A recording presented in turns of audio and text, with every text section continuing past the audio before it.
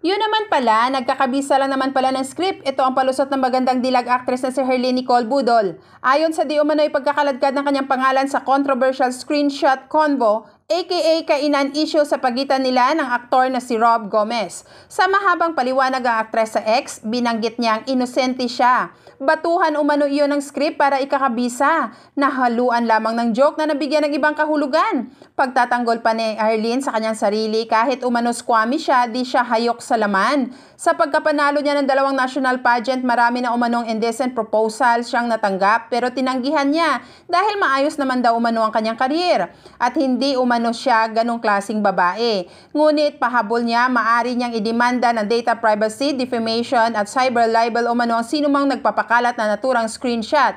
Bagay na ikinaawaan ng netizen si Herlyn na sana daw nanahimik na lang siya dahil ang binitawan niyang salita ay lalo lamang umano nagdiin sa kanya na may katotohanan nga ang conversation nila ni Rob. Sabi pa nga ng iba, oo na, script lang yon, pati ba ang pregnancy test at ang wag ka tumawag dahil dadalaw sa anak niya si Rob? Kasama din ba yon sa script? Kayo Scoopers, anong say nyo dito?